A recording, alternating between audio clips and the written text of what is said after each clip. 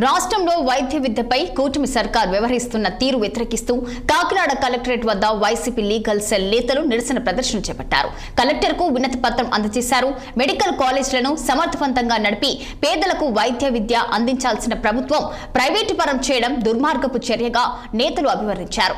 జగన్మోహన్ రెడ్డి అమలు చేసిన సంక్షేమ పథకాలను నిలుపుచేసిన సర్కార్ మరో అడుగు ముందుకేసి మెడికల్ కాలేజీలను విక్రయించడం శోచనీయమన్నారు. వైసీపీ లీగల్ సెల్ అధ్యక్షుడు Aditya Kumar. Congress party legal cell సభ్యులు ఈరోజు జిల్లా వ్యాప్తంగా అన్ని నియోజకవర్గాల నుంచి లీగల్ సెల్ సభ్యులందరూ రావడం జరిగింది. నేను జిల్లా లీగల్ సెల్ ప్రెసిడెంట్, నా పేరు ఆదిత్య కుమార్. మీ అందరికీ తెలిసిన విషయమే, ఈ విద్యా వైద్యం అనేది ఫ్రీగా ఇవ్వాలని రాజశేఖర రెడ్డి గారి కళ.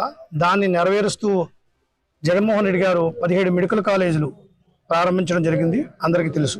ఈ 17 మెడికల్ కాలేజీలతో పాటు 17 పెద్ద హాస్పిటల్స్ కూడా ఆ ప్రాంతాల్లో, ఆ హెడ్ క్వార్టర్స్లో వస్తాయి. ఇది వాస్తవం. ఆల్రెడీ 5 మెడికల్ కాలేజీలు ప్రారంభించడం జరిగింది. వాటిలో ఇవాళ విద్యార్థులు చదువుతున్నారు.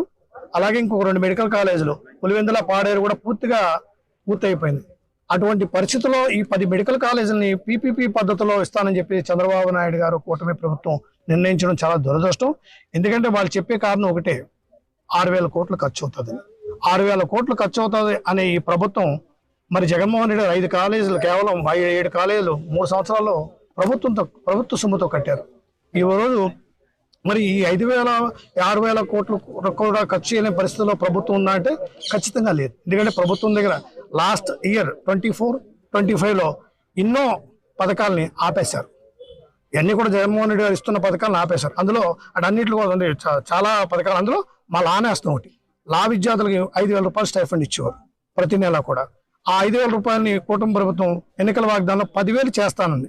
10,000 చేయకపోగా ఉన్న 5,000 రూపాయలు కూడా తీసేశారు. ఒక్కరు కూడా ఇవ్వలేదు. మరి డబ్బంతా లాస్ట్ 2024 డబ్బంతా ఉందిగా. ఇలాంటి అనేక రకాల పథకాలను ఎగ్గొట్టిన డబ్బు బోల్డ్ ఉంది.